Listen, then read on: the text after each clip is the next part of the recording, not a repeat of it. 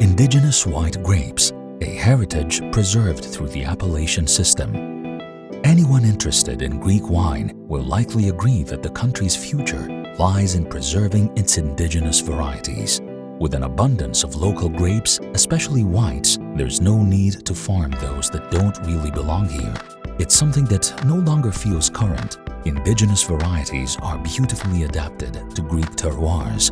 A walk through the gnarled, old, bush-trained vines of Savatiano in PGI Attiki shows perfect adaptation to a terroir dominated by wind and heat.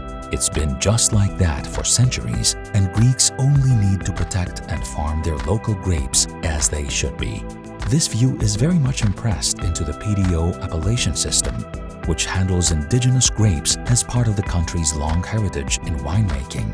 It's always about Rhoditis associated with the PDO Patra, or Assyrtiko with PDO Santorini, and then Athiri with PDO Rhodes, or the Villana with PDO Peza. You need to search beyond the PDO system to find an international white grape as part of the varietal mix of permitted grapes. The PGI appellation laws might be a bit more relaxed, allowing some international grapes in the field, but again, the indigenous white grapes take precedence.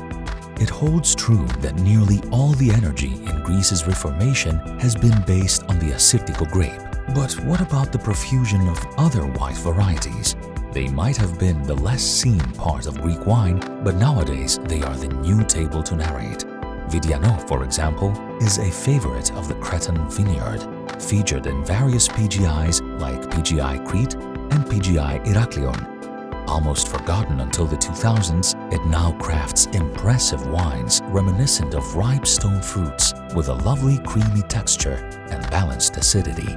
It's also Malagousia, the nomad of the Greek vineyard, which participates in various PGIs, the distinctive expressions of PGI Epanomi and PGI Sithonia in northern Greece, or PGI Atalanti Valley and PGI Sterea Elada in central Greece, and many others highlight the variety's extrovert character with aromas of grapes, peaches, tropical fruits, and hints of freshly cut herbs.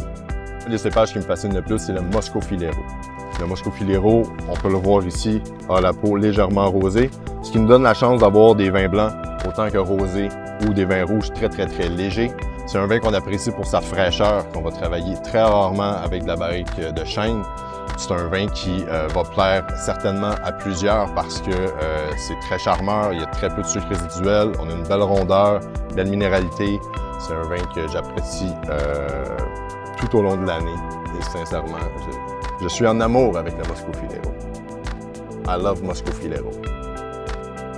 And further beyond, there are these almost unknown grapes, such as Kidonitsa, a white grape that contributes to the blend of the sweet PDO Monemvasia Malvasia, yet increasingly makes dry varietal wines in the PGI Laconia and the broader PGI Peloponnese, an instant aromatic charmer with lovely texture, highlighting the depth of the Greek vineyard.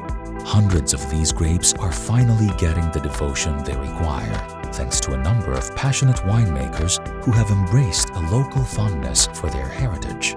They bring back an important tradition and lead Greek wine to the future.